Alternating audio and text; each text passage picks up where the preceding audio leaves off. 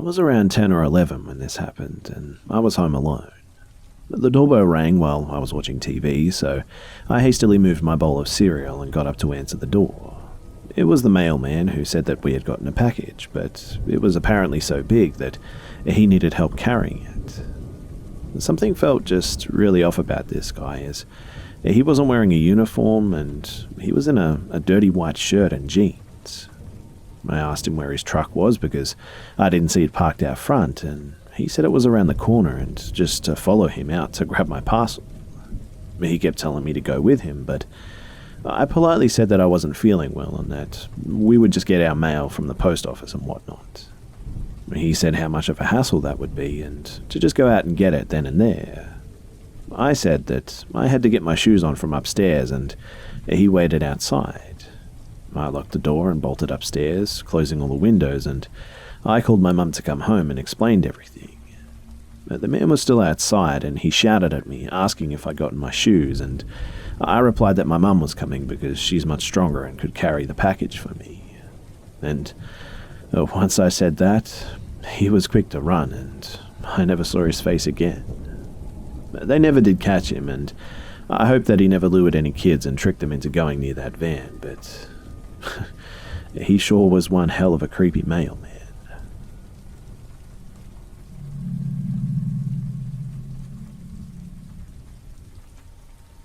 So this story happened many years ago when I was 19 years old and lived with my parents at home in a fairly bad neighborhood.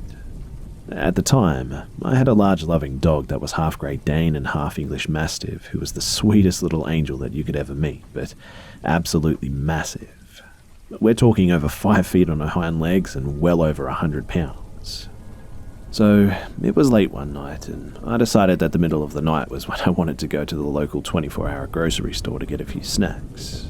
At the time, I didn't own a car, but I did have a license and my father had a car, and since I was young, I figured I could take the car and drive the few miles to the store to pick up some snacks and be back having the car in the driveway before anyone knows that I was gone. The only issue was that I knew that my dog would start barking and crying if I left her alone while I went to the store. So I decided that I would take her with me and leave her in the car and just quickly duck in and get stuff. And since it's the middle of the night, it wasn't going to be hot and all was going to be okay. I get to the store and get out, and I pick up a few snacks and pay the total and head back to the car. It's the early 2000s and my keys are on a lanyard around my neck, and as I'm walking quickly towards my father's car, I notice in my peripheral vision that there's a man who's gotten up from a bench on the side of the building. I hear him say something, but I don't turn around and have no clue what it was. I start to quicken my pace and wonder if I'm being paranoid, but by the time I open my car door, this man was in full sprint towards me. I slam the car door shut, and before I can even lock the door, I see a hand slam on my window, full palm.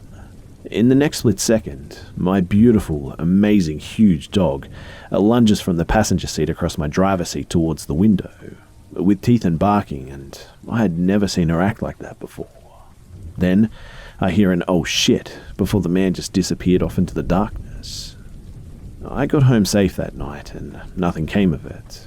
The neighborhood that the store was located is notorious for panhandlers and thefts and robberies, so I can't tell you for sure what that person wanted from me, but I got a pretty good idea.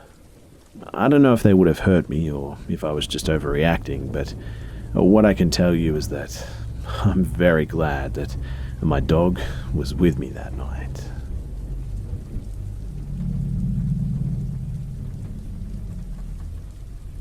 So I live in an apartment complex with my husband and 13-month-old baby in a bad area of my city. Last night, my husband was at work. He works until 11 p.m. most days, and I just kept hearing a strange noise from near my balcony. I turned the porch light on, expecting to see a stranger with a toothy grin and a knife in his hand, but instead, I saw nobody and went back to what I was doing. Again, I heard a strange noise and nervously checked, and nobody, and nothing.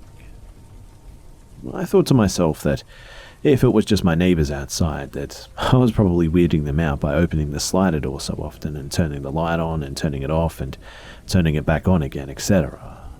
So I came back inside and shoved some headphones into my ear hole so that I could stop frightening myself. This worked beautifully, and I forgot all about the noises that I heard. Typically speaking, around 9:30 or so, I usually take a hot and relaxing bath to just prepare my mind for slumber. I got caught up with something on the interwebs though, and I ended up not getting up from my kitchen until right before 10 p.m. Around the time that I arose to bathe, I heard a pounding outside of my apartment door. I glanced out of my apartment's peephole and I didn't see anyone.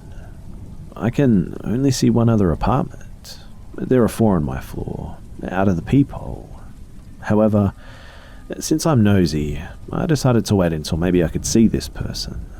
I mean, they were really pounding on the door quite hard. It was shaking my apartment door, in fact.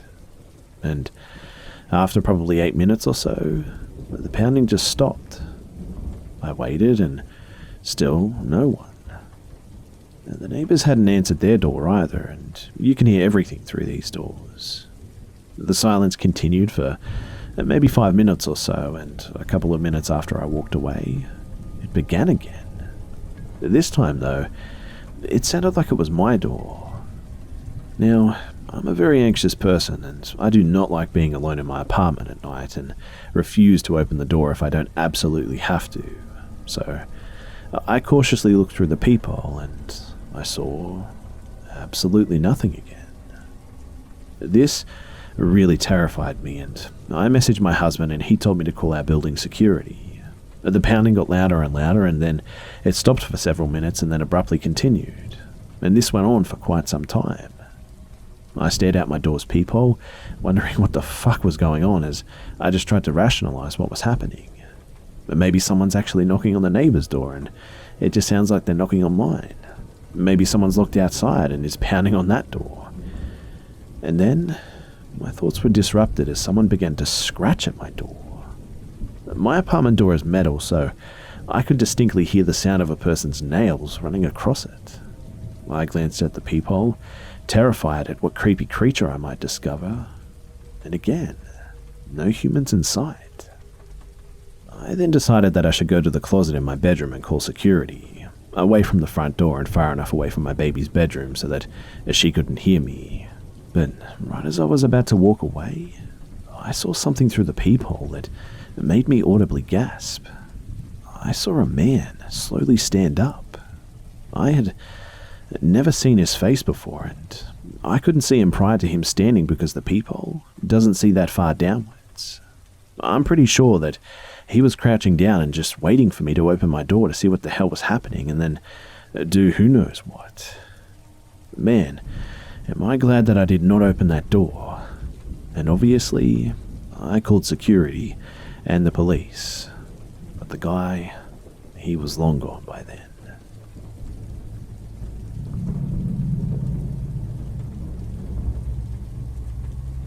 Just to give you a bit of background, I'm a female and I drive for Lyft at night. I'm on the shorter side at 5'4" and have been driving for nearly 6 months now. I tend to drive downtown Denver, especially on weekends when there's the most money to make. In this time, I've only had a couple of truly scary encounters, and I drive 7 nights a week at least a couple of hours at night.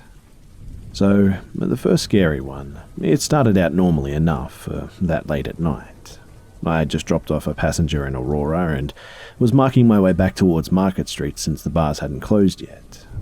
I get a pickup that's on the way, and it's a nice enough area that I don't feel uncomfortable about, but anyone who knows Aurora, CO, knows that it's not really the best area, even with the few nice areas. A couple of guys hop in, one in the front, one in the back. Both have on hoodies and are carrying backpacks, but this is Colorado and almost 1:30 in the morning, so it wasn't anything odd.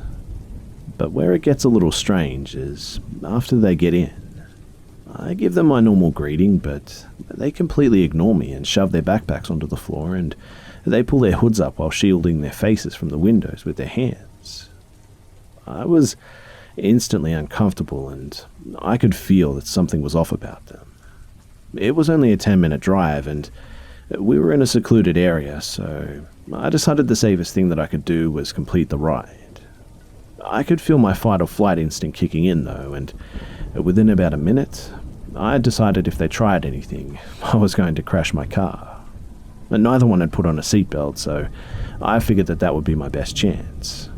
Once we arrived at the location they wanted to be dropped off at, I could tell that it was not a good area. Bars on all the windows, trash everywhere, and cars in disrepair. They got out, but they don't shut my doors and start whispering to each other while glancing at me. One of them has his hand in his pocket fidgeting with something. I have no idea what it was. At this point, I've had enough and I just step on the gas driving off with the doors open. I drove a couple of miles until I get to a gas station with lights and people before I stop to properly close both the doors. I called it a night at that point and headed home to just cuddle my toddler and my husband before having a cry in the safety of my own bed.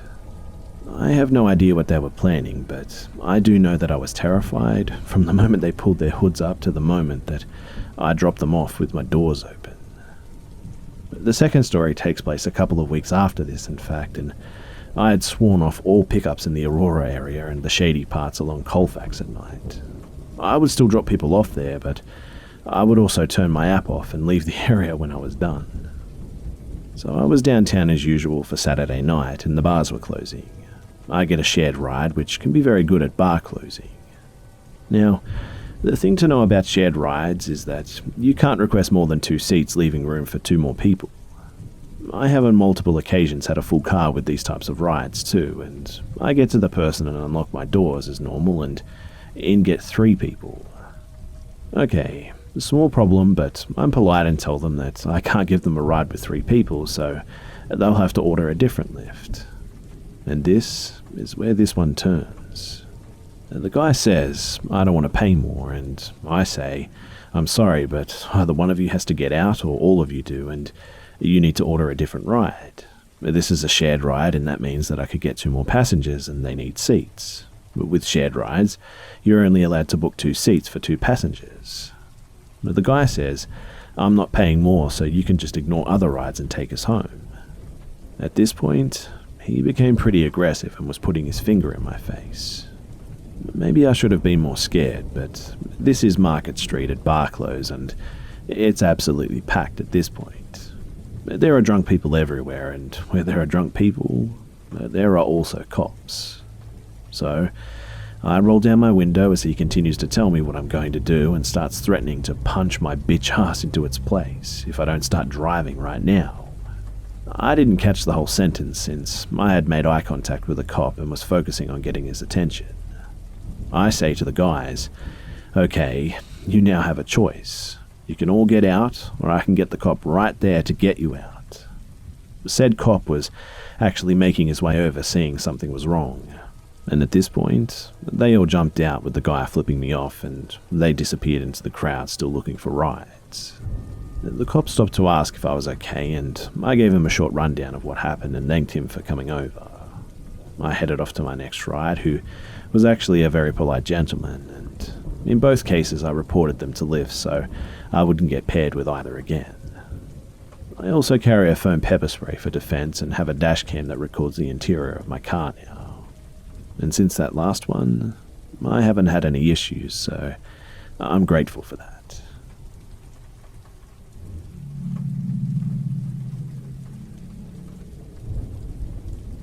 So last night, I was at a classmate's house working on a group project that we have due tomorrow.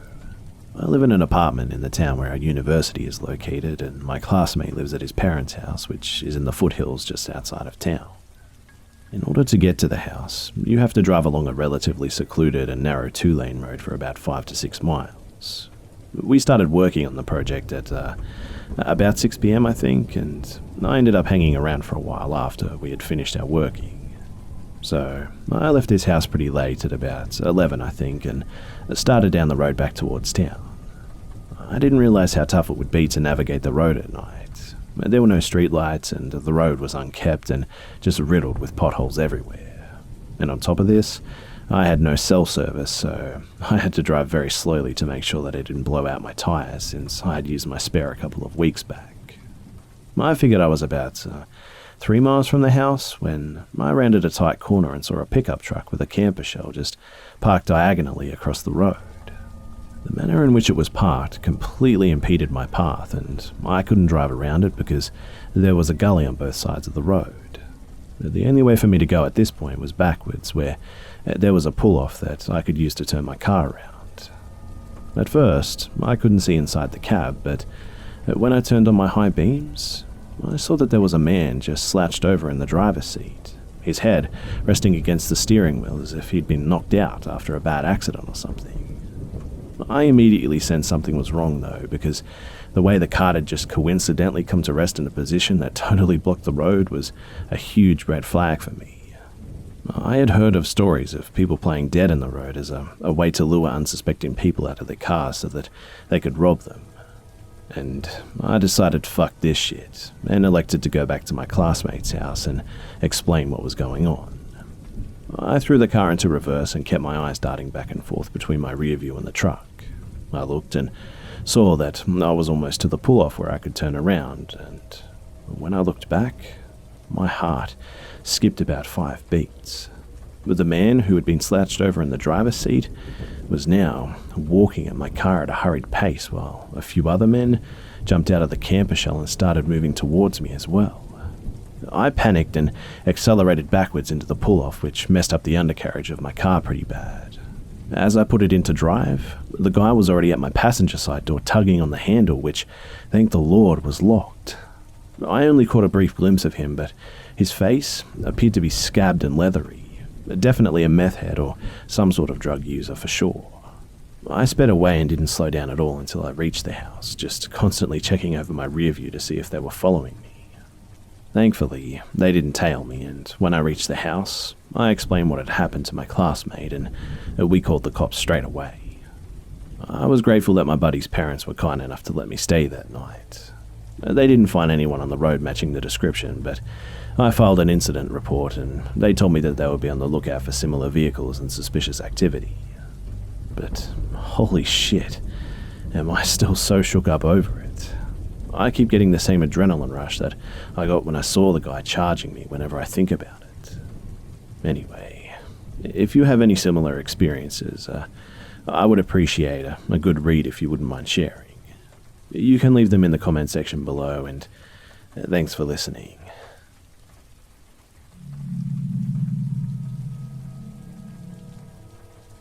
So my husband and I went camping for the first time ever in Arizona as a part of our long trip out west. I had picked out this really cool place that was on a mountain overlooking a beautiful landscape. It was next to a cliff and in a really isolated location. I'm talking like 20 miles out on gravel roads in the middle of a national forest. So we get there and set up our tent and hike a little bit and take some pictures of the surrounding area. We see a few cars parked around, 2 tents, and decide to stop and talk to the other campers nearby because we had heard that there was going to be a bad storm that night. These were 4 guys who were from Arizona, and they told us not to worry and that the storms didn't really get that terrible around this area. And that was all the persuading that we needed to stay. But later on, while walking a bit further down to the campsite, we see a woman there with her dog and another old lady. We smile and wave and continue to hike down a bit further into the forest. Let me elaborate too that because of the storm, we were one among maybe a total of 7 campers that had decided to stay and withstand the night. We watch the sunset when we get back to our site and make sure our car is only a few yards away and go into our tent when it gets too dark to see. There are no stars tonight due to the storm clouds, and it hasn't begun to rain yet, so we decide to try and sleep right away so that we could possibly sleep through the storm when it does hit. It is an insanely windy night, so it is pretty hard to sleep, but eventually we get a bit of shut-eye. I wake up at about 10:30 p.m, I'd say, to the sound of some crazy thunder rolling through the mountains and rain hitting down on our tent. I'm a little freaked out because, well, they get a lot of flash floods out here, and I didn't want to fall off the side of a cliff or anything, but I tell myself to just try and sleep, and eventually I doze off again. It's 12 a.m. now and I'm awake again, but this time because I hear something hitting the side of our tent. Like, full on sounded like someone could have been punching our tent and sliding something down the side of it. I open my eyes and I can't see anything. It's completely dark, no light whatsoever. But the sound continues every couple of minutes, and at this point, I'm shitting bricks. And suddenly, I hear footsteps right next to my side of the tent. They're slow but steady, and I feel my entire body just freeze up. I seriously start thinking about how this is it and I'm about to die. And my heart is beating so fast that I'm certain whatever is out there can hear it now. Then, whatever it is lets out a deep sigh right on the opposite side of the tent. I'm thinking it's a bear and realizing that I might actually have to face this thing. In a desperate call for my husband's mind-reading powers, I squeeze his hand really hard repeatedly and he wakes up. But instead of reading my mind, he blurts out, "What's wrong? Why are you squeezing my hand?" Right as he says this, the footsteps, they stop. I don't hear the footsteps again, so after a while, I break out of my frozen state and tell him what I heard. We decided that it may have just been an animal passing by, but whatever is hitting our tent, it continues every so often, and I'm starting to go a little insane from this night, wondering what the hell was going on.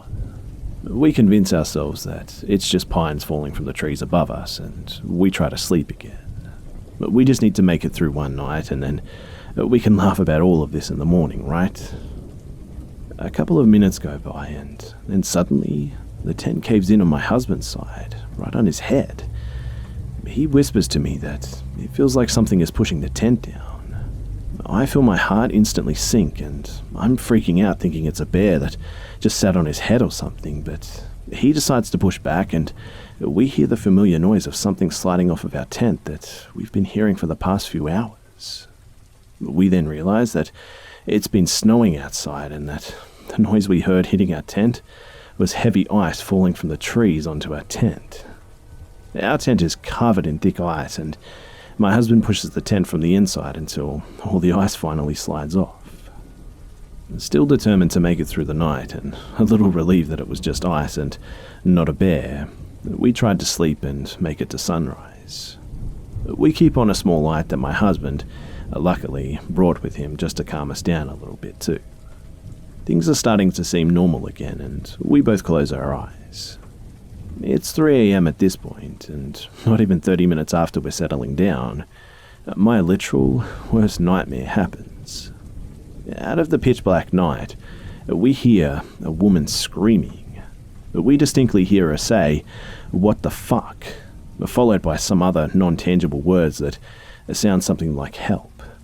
The way that she screams too, it doesn't sound like anger. It sounds like pure terror and a sense of panic maybe. My husband and I are both frozen, just looking at each other, and I quickly shut off our light and start panicking and asking what we should do because what the fuck? How is this really happening right now? While we're trying to decide what to do for the next few minutes, we hear her again, but this time she's screaming no just over and over again as we hear a car speed off into the night. I'm in tears at this point. We have no idea what's happening, and it's dead silent now, save for the icy rain hitting our tent. It definitely sounded like she wasn't in the car too, but more like she was desperately yelling after it or begging not to be hurt. And this was the breaking point for me, because I could take the bad weather, I could take the possible bear outside my tent, I could even take the ice falling on our heads in one of the warmest states in America, but one thing I cannot and will not ever be able to handle is a screaming person in the middle of the pitch-black woods at 3 a.m. We decided to just get the hell out of there and even contemplate leaving our tent and booking it to our car. But instead, we try to stay level-headed and grab our valuables and put them in the car first. We frantically gather our things and we stay close as we shuffle to our car, and I close the door and keep the lights off for a while, scared to attract any unwelcome visitors. And while my husband goes back to grab the tent, I start the car and I call 911. I tell them what I heard and where we are, and they say that they're sending someone to the campsite to make sure everything is okay. Only thing is, we are literally in the middle of nowhere, and it will definitely take them more than an hour to arrive here. And not to mention that the storm left those gravel roads in some pretty terrible conditions too. So, my husband and I, we just decide to start driving, and it's like 3:30 a.m. now. As we drive out of the campsite, my husband notices one last eerie detail that stuck with me. The 4 guys that we had talked to earlier, they had left. All 3 of their cars were gone while their tents remained. In other words, whatever scared them off, they sure left in a hurry. It was only after we started driving that the thought occurred to me that whatever was walking next to my tent, it may not have been an animal after all. It very well could have been someone lurking around in the dark who decided to go after the girl that we had seen previously on our hike. I'm not quite sure what went down on that lone mountain that night, and I sure hope that everyone got out okay. Like I mentioned, we did call the police, but we were out of there before they even got there, obviously. So, I'm not sure what happened that night, but man, it was creepy as hell.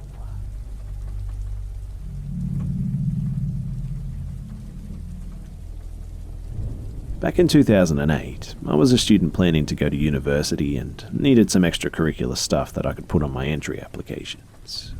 As most UK students know, one of the best to have on there is the Duke of Edinburgh Award. As a part of this award, you have to embark on an orienteering expedition. It's basically a long trek through woodland and rural villages following nothing but a map and a compass and no GPS allowed. It's a teamwork experience, and you camp and just kind of overcome hurdles together and all that type of stuff. Anyway, I was out of shape at the time, and so my uncle volunteered to take me out to the middle of nowhere to get some idea of what orienteering was like. We didn't stay out overnight, like I would have to during the real thing, but we hiked maybe 10 miles through the woods and a small village in pretty abysmal weather too. But by the end of the journey, we were soaked to the bone and honestly pretty miserable, looking forward to just getting back to the car and heading home. But for the last part of the journey, we were on a dirt trail heading uphill with bushes and trees either side. We were marching onward in silence at this point when, all of a sudden, there was a rustling in the foliage to our left. And from behind a large bush stepped out an old man in a black suit with a red bow tie and dress shoes. He looked to be late 70s, early 80s maybe, really pale and liver spots dotting his face and a grey or white comb over. Honestly, I was instantly weirded out.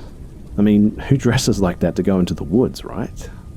The instant thought seeing a guy this age out there in those clothes and at these types of weather conditions was, this guy has lost his marbles. There was something else that took me an extra moment to notice, though, that kind of puzzled me. The guy was bone dry, but didn't even have mud on his shoes. We stopped in our tracks and just stared at the man for a moment, who appeared to be as frozen and shocked at seeing us as we him. My uncle made the first move, taking a step towards him, asking if he was all right. The old man continued to stare for a moment, not even moving an inch, and then it became suddenly very animated. It was like he suddenly just snapped out of a trance, and he started flailing his arms wildly, saying something awful had happened, that a good friend of his needed help. He began walking backwards into the woods, motioning for us to follow him, and we did. We started off at a brisk walk and then escalated to running as we struggled to keep up with the old man. After maybe a minute, he just disappeared ahead of us, but we could hear him, so we continued to follow the noise until we reached a huge slope. We stopped at the edge and looked down to see the old man just standing at the bottom, motioning us, pleading with us to follow him. I remember looking down the slope that was probably at a 40-degree angle, I'd say, and spanned for perhaps 50 feet or more, and it was slick with mud. It looked like an accident waiting to happen, to be honest, especially given that there were no shrubs or roots to hold onto or anything.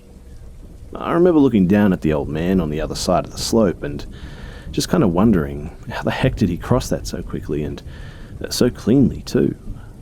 I mean, at that distance, it is hard to see fine detail clearly, but I swear that he still did not appear to be wet or even muddy at all. Well, me and my uncle just kind of looked at each other, and I saw that he was getting as weirded out as I was.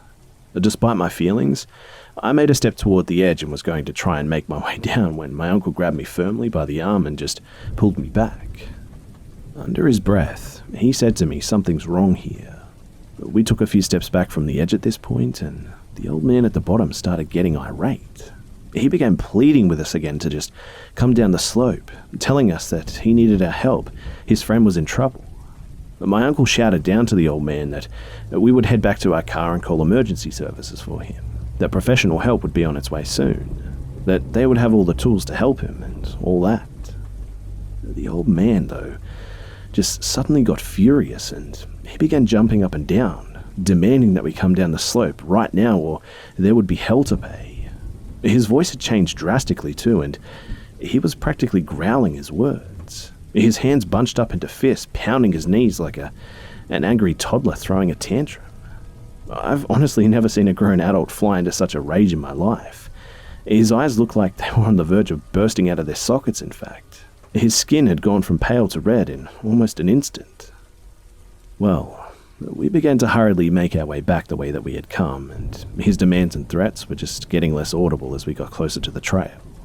But once on the trail, we practically power-marched the remaining quarter-mile or so to the car, all the while with my uncle on his phone to the emergency services explaining to them that there was a possible mentally ill old man just wandering the trail. We were ordered to get to our car and just await the police so that we could show them where we had encountered him.